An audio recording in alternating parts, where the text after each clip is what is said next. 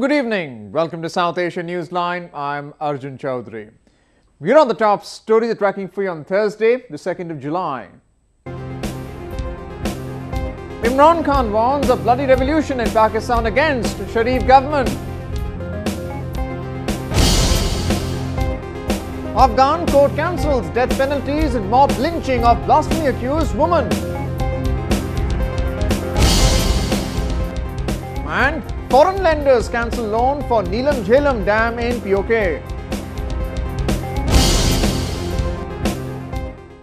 And now for all the details. Cricketer turned politician Imran Khan has threatened a revolution in the country if the people's mandate is stolen. He also said the 2013 general elections were the most controversial in Pakistan's history. Pakistan Tehreek-e-Insaf Supremo Imran Khan on Thursday openly came out in support of a possible martial law in the country. The former cricketer was speaking to journalists after proceedings at the Judicial Commission, which is probing the alleged vote rigging during the 2013 general elections. When governments can't be changed through the ballot, then the only option left is a bloody revolution or martial law, Khan said. He added that no one will dare steal the people's mandate again. The PTI chief further reiterated his accusations that the Pakistan Muslim League had rigged the polls in its favour using additional ballot papers with the help of the Election Commission. He said the investigations so far have proved his allegations were right. This is the first time Khan, who had tried to pull down the democratically elected Nawaz Sharif government through his independence march last year, openly advocated martial law in Pakistan. Meanwhile, the PTI on Thursday also tendered a public apology for Khan's earlier remarks against senior journalist and former caretaker Chief Minister of Punjab, Najam Sethi. Khan had in May last year criticized the role of Sethi, saying that next time the caretaker Chief Minister should not be like the one who mended 35 punctures. The PTI said the remarks were based on rumours and hearsay. An appellate court in Afghanistan has commuted the death penalties of 4 men in the mob lynching of a blasphemy-accused woman. According to reports, the death sentences have been reduced to 20 years imprisonment following a secret trial on Wednesday. The court has also reportedly acquitted the custodian of the shrine who made the accusation against her. He was earlier sentenced to 16 years jail. 27-year-old Farkunda was beaten to death in March by a frenzied mob after the cleric accused her of burning the Holy Quran. A presidential inquiry, however, proved that the allegations were baseless. Pakistan has so far not provided any evidence against India for its alleged involvement in promoting terrorism in the country. The US State Department has confirmed. Pakistan Foreign Secretary Aizaz Ahmad Chaudhry had recently said that his country had evidence of India's involvement in such activities. US State Department spokesperson John Kirby said Pakistan has not provided any proof on allegations it had raised against India. Kirby's statement contradicts the recent claims made by Pakistan Foreign Secretary Aizaz Ahmad Chaudhry. He had said that Islamabad had evidence of India's involvement in terror activities inside its territory and the information has been shared with Washington. Refuting the claims, Kirby urged both countries to resolve their differences peacefully. This is the second instance this week alone where Pakistan's move to link India to its domestic unrest failed. The London Metropolitan Police had on Monday clarified that an alleged confession statement by a Muttahida Qawmi movement leader linking the party to Indian spy agency, the RAW, was fake. Pakistani media, citing unverified documents, had reported that the MQM was receiving funds from India. The Nawaz Sharif government, which ordered a probe into the issue, was also planning to raise it as an evidence against India at the UN.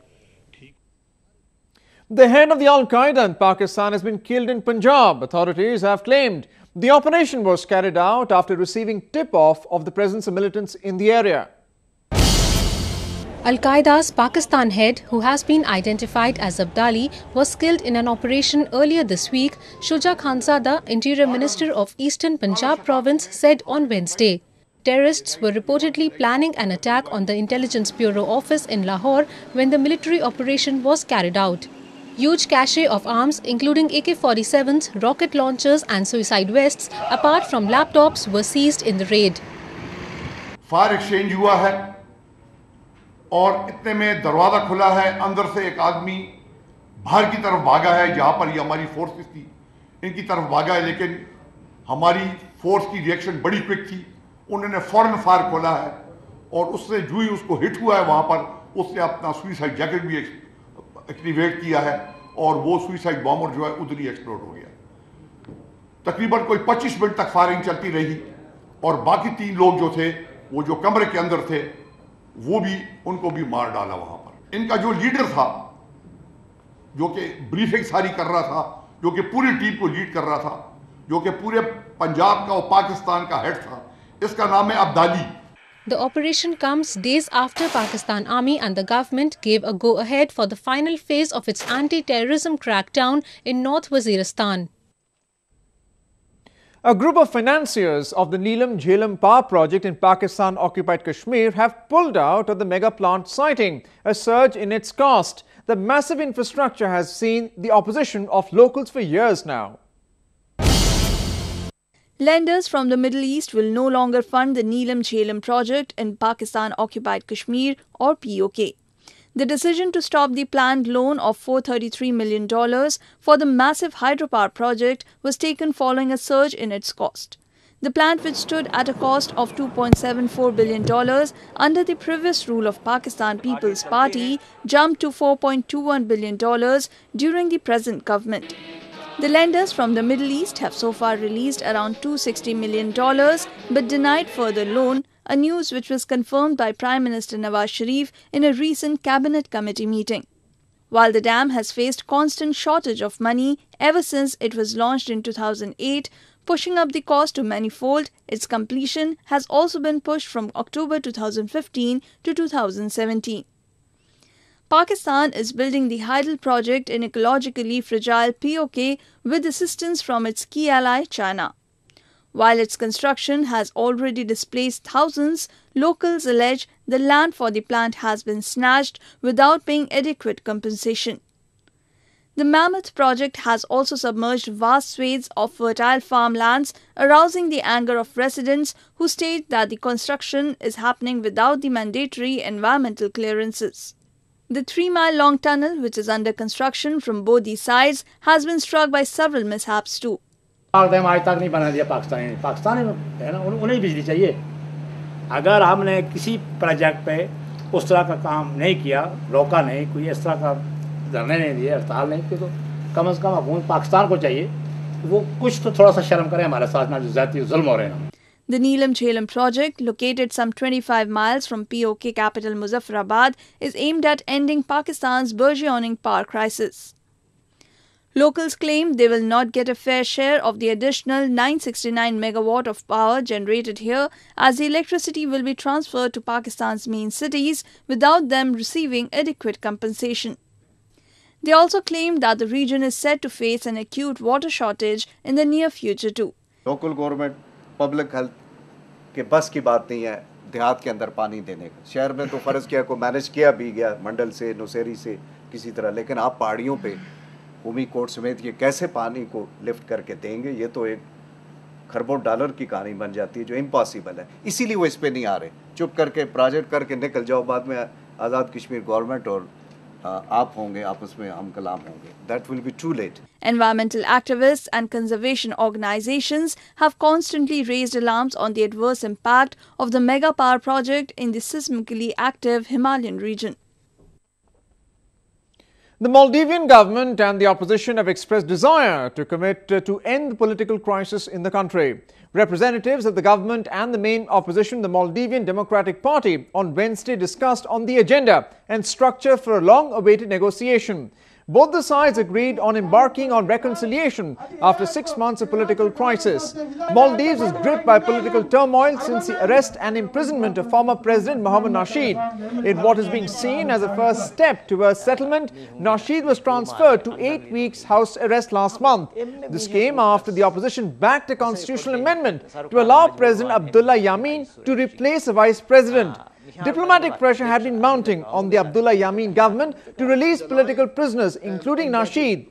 Maldives has also been drawing international criticism for allegedly denying fair trial to Nasheed. The recent heat wave in Pakistan's southern Sindh might have subsided, But the country continues to face another challenge of an acute water shortage, making life difficult for the residents. A report. Pakistan has been reeling under chronic water crisis, throwing lives of residents out of gear for some time now. And port city Karachi remains the hardest hit, where the recent heat wave has taken the biggest toll. The extreme situation is forcing locals to travel faraway places to fetch water. छोटा सा बच्चा मेरे साथ होता है, हम bike पे आते हैं, 4 बोतलें ले जाते हैं, पीने के लिए भी पानी हमें नहीं मिल रहा। टैंकर गलियों में आते नहीं और टैंकरों के रेट 3,000-4,000 रुपए रेट है, जो गरीब आदमी तो अफोर्ड कर नहीं सकता। For residents, standing in long queues near water pumps to get a bucket of water has become a daily routine. The crisis has further worsened in the ongoing holy month of Ramzan, which requires the residents to fast from dawn to dusk. Homemakers said the scarcity of water is a big hindrance in domestic chores.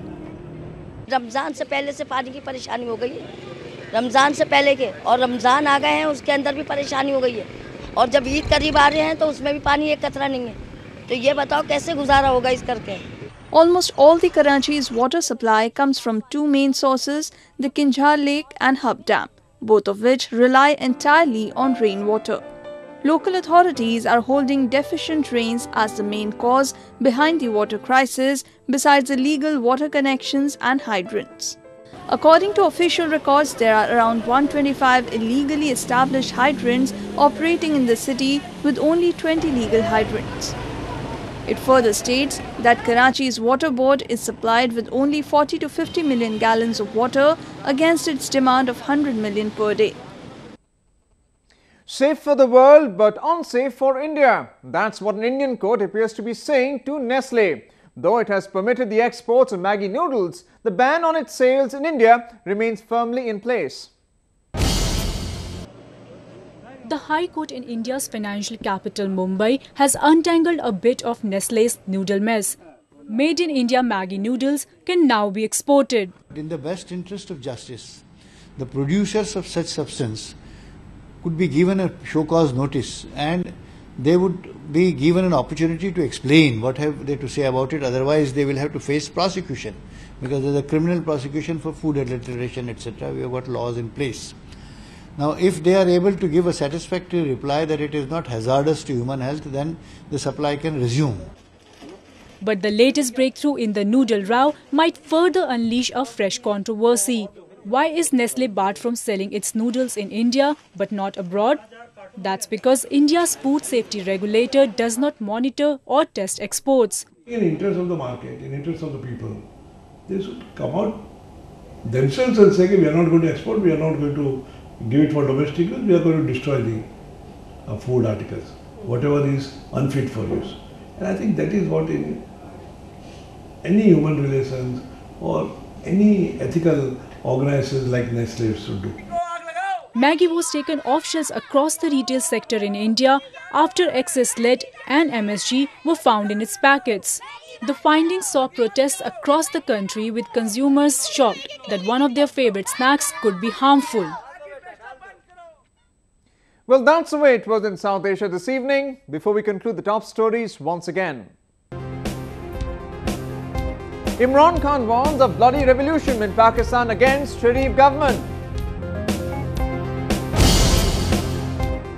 Afghan court cancels death penalties in mob lynching of blasphemy accused woman. And foreign lenders cancel loan for Neelum Jhelum dam in POK.